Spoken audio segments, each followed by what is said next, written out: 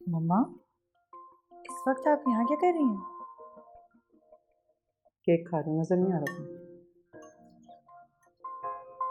Cake खा रही हैं, लेकिन क्यों खा रही हैं?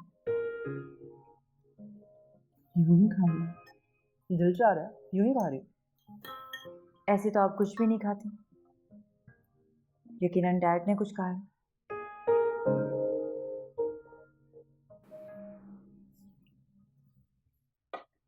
इधर देखें, इधर देखें मेरी तरफ। प्लीज मम्मा, देखें इधर। क्या कहा है डैड ने?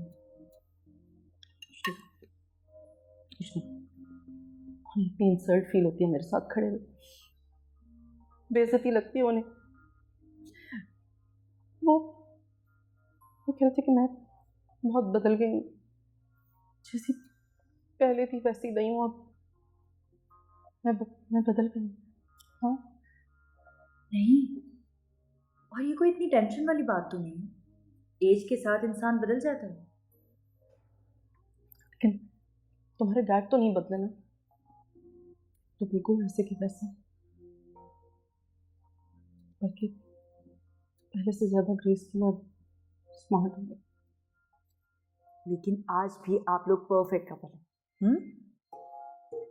दुनिया की नजरों में,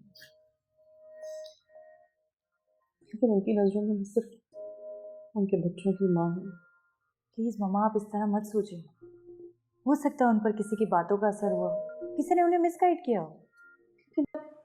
शादी के इतने सालों के बाद वो इस तरह की बातें करते थे, अच्छे नहीं लगते मुझे। तुम बताओ, मैं बदल गई हूँ। हाँ, मैं किस तरह वापस वैसी हो सकती हूँ जैसी शादी के वक्त थी? ऐसा तो नहीं हो सकता ना, नामुमकिन सी बात है। लेकिन हम कोशिश तो कर सकते हैं।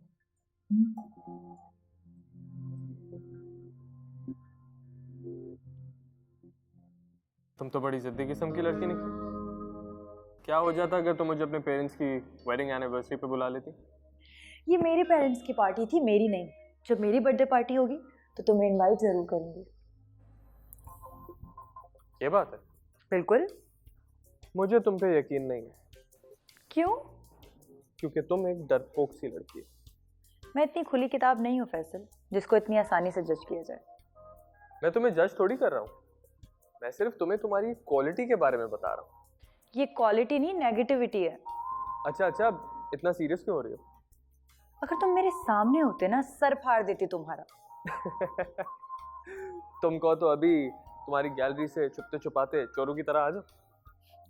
वाह वाह वाह। और अब अपने बारे में क्या ख्याल है? क्योंकि बहादुर लोग छुपते छुपाते नहीं, सामने आकर बात करते हैं। तुम ही सामने नहीं आने देती, वरना मैं तो कब का तुम्हारे डैड के सामने आ जाता। डैड को कन्विंस करना इतना आसान नहीं है। इस घर में डैड की मर्जी के बगैर कोई काम नहीं होता। और अगर मैं तुम्हारे डैड को ही राजी कर लूं तो?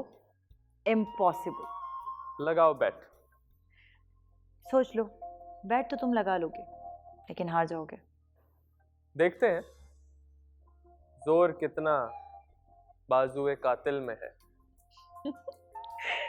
क्यों? सोच लो।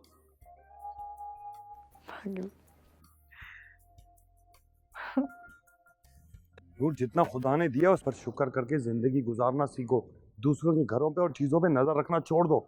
तुम तो ऐसे कह रहे हो जैसे लाखों रुपए कमा कर ला रहे हो। तो तुम किस लहजे में बात कर रही हो? एक औसत दर्जे की कमाई करने वाले शौहर को ऐसे ही मुखातिब किया जाता है।